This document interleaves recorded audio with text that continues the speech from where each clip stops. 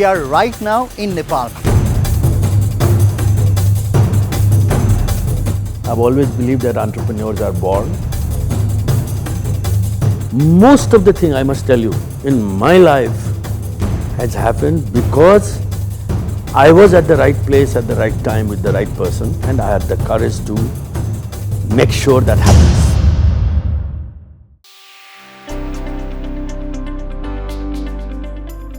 Hi everyone, welcome to the special presentation of TheStreet. I am Anuz Thapa, a journalist at TheStreet. I recently took a trip to my country Nepal. It was a vacation for me, spending time with my family, friends, riding a motorbike on crowded street. Day 22nd in Nepal. It was a fun trip. Besides spending time with my family, there was an assignment for me to do, which was telling a story about the only billionaire of Nepal. You might be wondering, what, really? Yes, you heard it right. The country with 27 million people whose per capita income is just above $1,000 has a billionaire. I really wanted to know how this man became so successful and what he has to say to young entrepreneurs. For this, I went to his headquarters in the capital city, Kathmandu. At the age of 18, he had to jump into family business. Now, at the age of 64, he is the only billionaire of Nepal. Yes, we are right now in Nepal, and we are going to talk to Mr. Binod Chaudhary, the wealthiest person in this Himalayan country. According to Forbes magazine, his net worth is more than $1.7 billion. He is currently ranked at 1,349 in the list. He is the president of the company Chaudhary Group, which has more than 7,000 people under its wing in more than a dozen countries, including America, UK, South Africa, India, Singapore, and more. The Chaudhary Group has ventured into hotels, infrastructure, banking, energy, textiles, and many more. His company's best-seller product is an instant noodle YY, which he introduced in 1984. In today's exclusive interview, we are sitting down with Mr. Chaudhary to learn about his entrepreneurial skills. Mr. Chaudhary, so glad to sit down with you, and thank you so much for this time. Oh, you're welcome. I'm so happy and proud to see a Nepalese journalist or a filmmaker doing so well in New York. Thank you so much. So, Mr. Chaudhary, needless to say, you are a successful entrepreneur, and you are often invited to international schools, especially business schools, to share your knowledge. But the interesting part is you are often heard saying that business schools don't produce entrepreneurs. So would you mind elaborating more on that? Are you like against business schools? No, not at all, not at all. And I have deep respects for all schools, not only business school. And it's true that I personally don't believe that the business schools, no matter how well they are, well known, necessarily will have the capacity of producing an entrepreneur.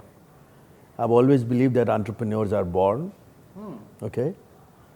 A business school, if you're lucky and if the business school is good and you get the opportunity of going there, it can polish up. It can polish you. You know, it's like the uncut diamond. Okay. It comes from the mines of the diamond, you know. Right. Okay, no matter how fine a jeweler you are, you can only cut and polish it better, but you can't build it, you can't create a diamond. Same thing goes about a business school. The entrepreneurship is something, it's way beyond managing resources. Entrepreneurial journey is seeing something which ordinary eyes can't see. It's entrepreneurship is all about tremendous amount of courage, taking risks, okay? And entrepreneurship is not necessarily confined or is a hostage of somebody else's technical reporting or research documents. Right. The research comes from within. That's what, I mean, you read the stories about many of the successful people since generations. okay, or even now. Right, right. Even the new breed of billionaires or successful, newsmakers in the field of business, you will be interested. It will be very interesting to find the background. But when you talk about this thing about entrepreneurial skill, you don't have to go to business school, stuff like that. How do deans of those schools react to you? I think they were, of course. when I made that statement at the Oxford once. Right. Yeah. Okay, and at the Sides School, Sides Business School in Oxford, the dean was sitting there, and with the obviously a huge crowd of students. And when I started saying that, he looked at me, and he was obviously, he probably asked himself a question: who have I invited here? Have I done the right thing? What is it? But then when I started explaining the logic and rationale behind what I said, okay, I think he was very supportive of that statement. He did not deny it. Right. Okay, because it's a fact. It's a well-established fact. Successful entrepreneurs don't have to go to a business school, or most of the successful entrepreneurs worldwide have not gone to a top business school. Right. You look at this is a history. Right. But that doesn't mean that there is anything wrong in going there. Right, right. I've already said that, a good business school teaches you to think systematically. They teaches you to think in a very structured manner, makes you disciplined, gives you a very wide perspective about what is happening in the world. Okay, makes you meet like-minded people, good people, successful people, ambitious people. So the knowledge sharing is of immense value. I myself, I went to, I think it must have been about 15 years now. Right. I decided that I want to go and see how it is like, and finally I signed up for a executive, education program at the Wharton. Right. Okay, for 3 weeks I was going there back once again like a student with my bag of books and all, And Did you learn something new? No, of course, no. I think it was all about sharing of experiences. Right, there were right. people like me and from different parts of the world. How does the same person from a different environment, from a different business environment, who's posed with different set of enabling issues or challenges, look at the problem? Right. Okay, and it's very, very interesting. It's very interesting that everybody wants to get there. Okay, the ultimate destination is same, Right. but everybody chooses a different path. Right. So what are these different paths? I think this is what makes the whole discussion much more interesting, the journey. The journey, right. So, Mr. Chaudhary, I want to bring you back to 1980s when you introduced this instant noodle called YY in Nepal, which is the most successful venture in Nepal, maybe India, Korea, I don't know if I'm right or wrong, but that's what I feel. And today YY is the most famous Nepalese export to, it's sold in 36 countries. It has a market share of around 28% in India, 53% in Nepal. Now, I just want to know, how did you come up with the idea of instant noodles in that era when nobody was eating instant noodles? No, I think to be fair and to be honest, and I've said this many times in the past, the real concept and the feasibility study of producing YY was born on a baggage belt of Tribhuvan International Airport. I've read it. Okay? Yeah. Because one day, we were already in the wheat flour milling business. I was looking for a product which is based on wheat, because we had a lot of surplus wheat flour to consume. Our biscuit factory was not big enough to consume everything we produced. So I was looking for something, and I used to go to Japan and Korea and Hong Kong very often those days. And I think it was more or less around the same time where I just entered the business, full of enthusiasm, full of passion, eyes very sharp, looking around for things all the time, looking around, sniffing for opportunities. So, I noticed that a particular type of same cartons are floating on the baggage belt, one after the other. Right. Then I asked myself, what is it? It can't be a coincidence that everybody is bringing the same thing. Right. And then I went closer and I looked at the cartoon, and they were noodles, instant noodles made in Thailand. Right. And then I asked some of the passengers who had brought, what is this? What have you brought? They said, oh, this is instant noodle, Thai instant noodle. I said, why you don't get instant noodle here? He said, no. And even if you get some, they're nowhere close to this. Right. Don't you know that the Nepalese are in love with this product? Everybody, look at all the carton. Right. So he was actually my Ernst & Young and Price Waterhouse, you know. So he gave me that very important, vital feedback. Right. And then we started understanding the prospects, and then I flew to Thailand and connected with the company, and rest is history. Right. Mr. Chaudhary, does that mean that if you want to be a But there is an interesting, Okay, yeah. there is an interesting component to it. And probably that will throw some light on your first question. Right, right. So it was fine. I mean, I understood that instant noodle is very good. Right. It could have a good potential. Okay? But how many people go to Thailand? Yeah. Maybe a few hundred, a few thousand. Right. Okay? And you need huge consumer base, right? It's a consumer product. So when I went to the Thai company which used to produce the noodle, I asked him, let's do collaboration. He said, no way, why should I go to Nepal? Right. And I said, well, please come on, at least teach me. Okay, you don't have to invest. Right. And then somehow I persuaded the man, the owner of that company, and he came here. And I took him around, and he went around the markets, villages, towns, and in the end he said, come on, son. He was much older than me.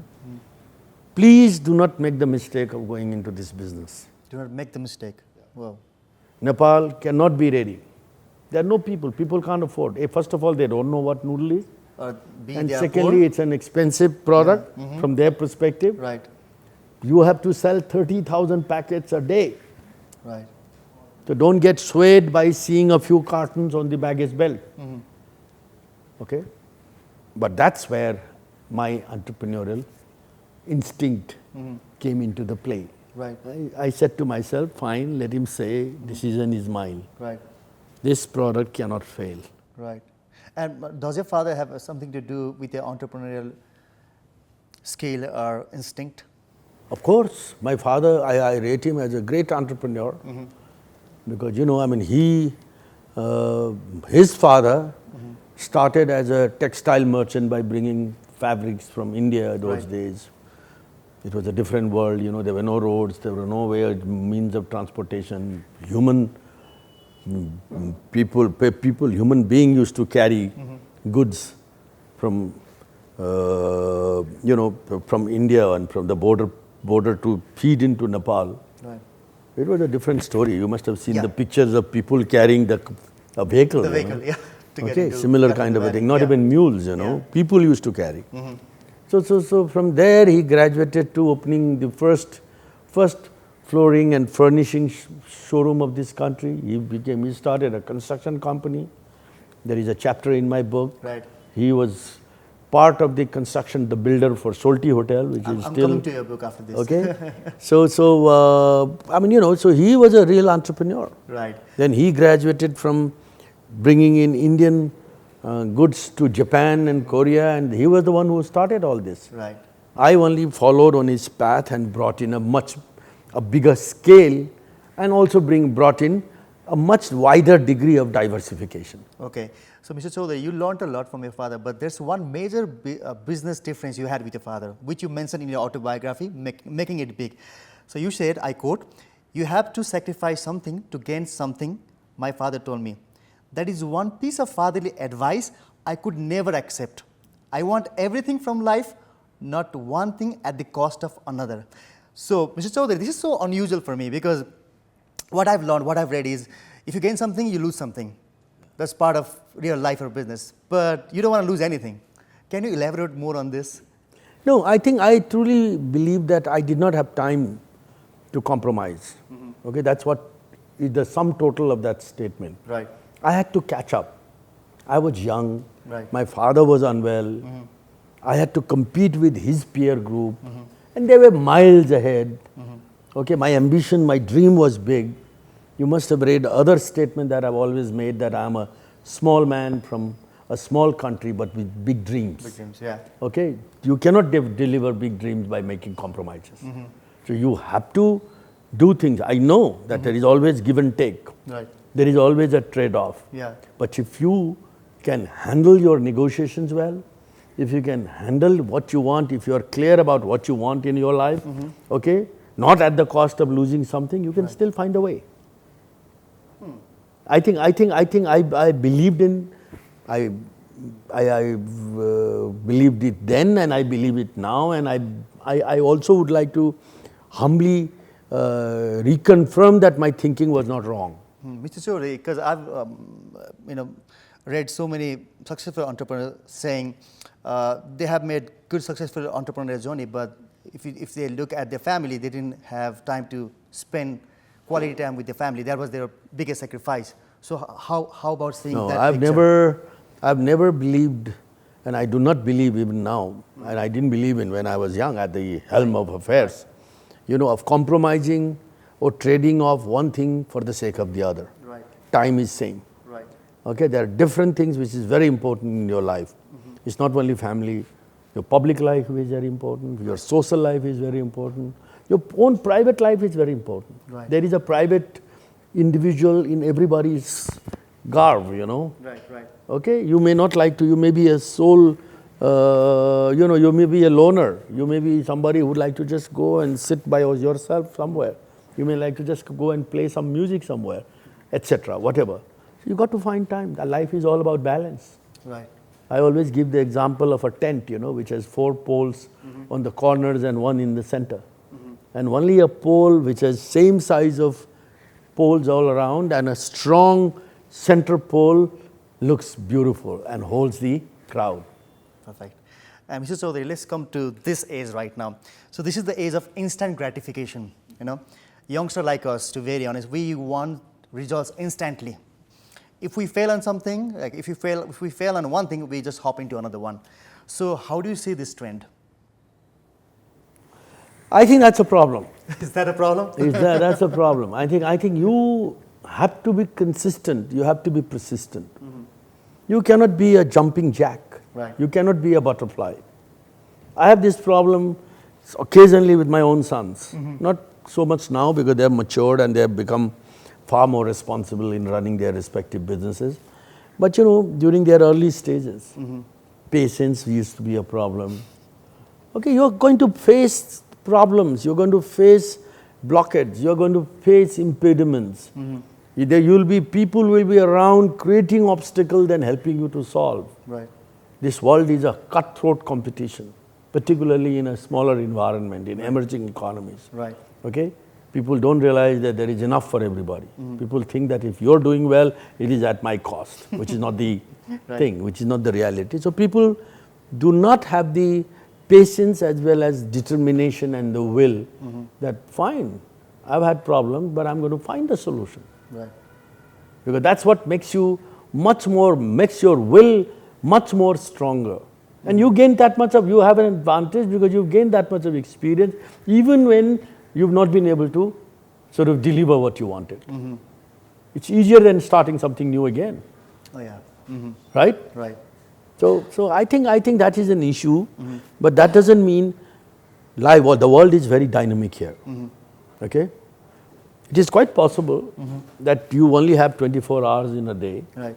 Okay, or you may have only X amount of money in your pocket and you want to start a venture. Okay, while going forward, you've embarked on a particular idea that's taking time, but something far more brighter, some far more interesting comes on your way. Okay, there's no harm. Okay. There is no harm in following that because that will give you probably a better return, but you have to be sure that that is a better idea. Okay, interesting. Mr. Chaudhary, let's come to your company now. Your company has gone abroad and it has gone more than dozens countries, including America. That's where my office is. So how is your company penetrating in the American market? Well, you know that we have a hotel, 400 room, Radisson at the JFK. Okay. Okay, so I mean, you know, I always had a dream that I must do something. If I have to do something, it must be New York. Right. Okay, that's where the whole world wants to be ultimately. Right. And then, so I tried to look at many opportunities, you know, must have been about 15 years back. And then later on concluded that perhaps the hotel is the right way. That's something which we know. Right.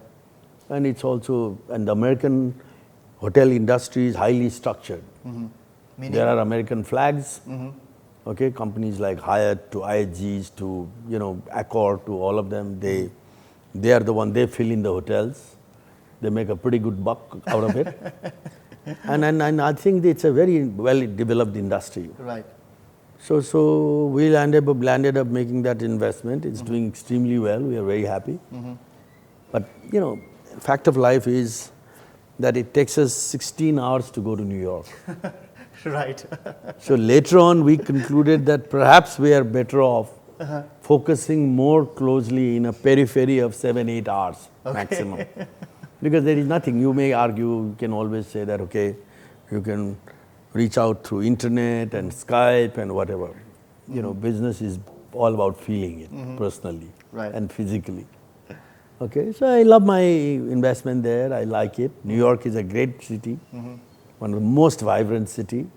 I love going there a couple of times in a year. Just to see people walking on the Manhattan streets gives you energy. You know, right. I totally agree with you. Yeah. Because I work in Manhattan, the vibe is totally different. Yeah, so fast paced. Anyway, so now we are almost at the end of this interview, and if you had to give some advice to young entrepreneurs of this generation, what advice you want to give out to them? You know, first of all, and this is again something which I've shared many times to young entrepreneurs and students, there could not have been a better time to be born as a young man or a woman. Okay? Forbes had written it, and they continue to repeat it, that to be 30 or less than 30 is a huge advantage in today's world. And that is demonstrated by seeing the list of the Forbes new let's say, nominees to the list of the Forbes every year. Right.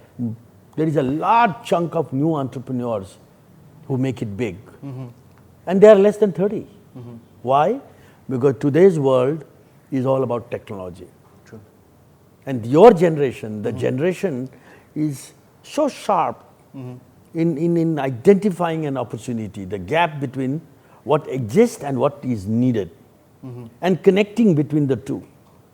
All the major companies, the tech companies, so to speak, fintech companies, so to speak, it's all about one little bright idea and the zeal and commitment of the person to implement it. Doesn't matter whether it's Ukraine, like the place where WhatsApp was born, or Hangzhou in China, that's where Alibaba was born, okay, or for that matter, even Nepal, where YY was born. YY may not be a tech-savvy company, but still, I mean, ideas can be born anywhere. True. And I think today your generations are well educated. They are well exposed to this little gadget which has the whole world in it. Okay, they know exactly what is happening in the world. They are very fast to grab. Okay, so and they don't need capital. The venture capital world has become very vibrant. They are all the time looking for ideas. There are incubators, there are accelerators. They are always looking for people with bright ideas. What you need is ability to come out with one fine idea and demonstrate that you have the will to execute it. Then everything, whole world will follow you. So isn't it the best time to be born as a young man or a woman? I hope so. And what are the mistakes that young entrepreneurs should avoid making? I think to be a copycat doesn't work in today's world. It's very short-lived. I think you got to have something. The world, on one hand, I gave you the example that it's become, I mean, you know, all the doors of the world are open for you, no matter where you're born. But same times, that also applies that the statement can be interpreted that you have to today compete with the whole world. Okay, so you cannot just by copying, you can't go too far. Right. You got to have something new about what you are trying to do. A. B. Today's world is very smart because of technology again, because of transparency, because of the internet. You cannot fool people. Okay, you cannot cheat people for too long. If you try to cheat, also you will get caught. Okay, so you got to have a sincerity of purpose. You've got to believe in what you're doing, and you've got to be able to stand out any scrutiny, any form of a scrutiny that your technology, your IPR, your product, your brand, your pricing, and the value for money that you promise that you are going to deliver is indeed being delivered. It's all about promise. So I think there is no shortcut. The world is waiting for you to come out with a new idea. It's amazing, you know, how the world is transforming. Thanks to the world of artificial intelligence, you will see many more changes every day. The way we have done business traditionally is going to be dramatically different in coming times. Okay? Capital will follow you instead of you changing the capital. Okay? People, the infrastructure times are gone when you need a huge sort of infrastructure to be a big player in the marketplace. There are people like Alibaba and Amazon who have no warehouses or manufacturing establishments. It's just an idea. True. Okay? I mean, I'll give you an example, very simple. A young man in Croatia who is now my partner, okay? He bought the rights of producing energy drink under the brands of MTV. MTV is a very well-known brand. Right. Okay, he was working for a department store.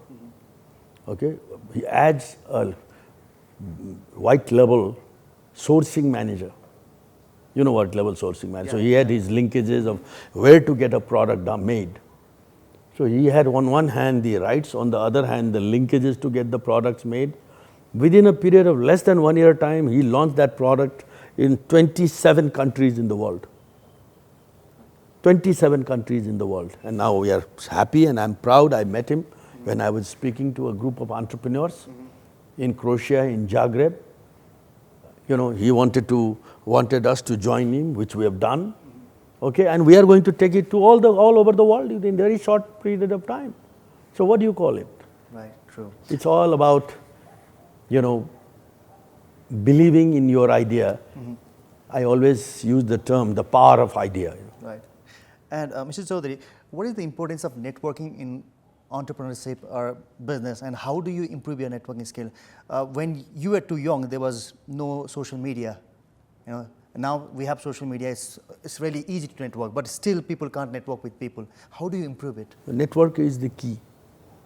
Even in our time, probably one of the reasons why I'm there, I was able to accomplish what I have done in my own humble way was because of my networking skills. Okay, I was the president of the Leo Club, whatever small organization he may have been at the age of 16, 17. Then I started sort of networking with the YPOs. I was the only member of the YPO in this country. Then I became the federation president, which took me to all over the world in the process of my networking, etc., etc., etc. So it's not about social media. It's about finding the right kind of a opportunity to be in the right place and the right time. But how do you find it? You have to, this is where you got to use your imagination. Which organization to work with, who are the people to hang around with, what are the magazines or media to read, what to take out from those media and how to apply that in your own, you know, scheme of things. It was there even in our time. Of course, today things have become far more easier, I've already conceded, but most of the thing, I must tell you, in my life has happened because I was at the right place at the right time with the right person. on one hand. On the other hand, I had the courage to make sure that happens. Right. Or I had the, first of all, I had the entrepreneurial skill to pick up an idea and to blend it with the situation where I was in, and the commitment to implement it without changing course. I can give several examples, and my book talks about it. Right, it does, definitely does. Now, the last question for this interview. If a 64-year-old Binod Chaudhary had an opportunity to talk to 18-year-old Binod Chaudhary, what would you say to him? Probably I would tell him that, listen, we belong to an era where to make a call to Japan, I had to go to the telecom office in my country and book a call and wait there for 8 hours. And shout, literally shout, to complete a 2 minutes conversation. Today the whole world is in your hand. No matter where you are, it hardly matters. We used to go to a public library to access information. Any information you want is right here. It's just that you must have the imagination, you must have the clarity of what you want. So if I could become, from the streets of Kathmandu, Forbes 1364 billionaire, you have the opportunity to be the number one. That will be my message to him. It was really a pleasure talking to you, Mr. Chaudhary. Thank you so much for your time. Thank you, all the best, and it was a pleasure too, and I hope that many of your audience will see that there is no monopoly of larger economies in the world. Smaller countries sometimes give surprising opportunities. My own country has come through a much bigger transformation. We've gone through an era of 25 years or close to 30 years of perpetual political transition, and today I think the country is ready to open doors to welcome entrepreneurs, investors to come and take advantage of this unique environment, which probably is all set to go to take a quantum jump. All the best.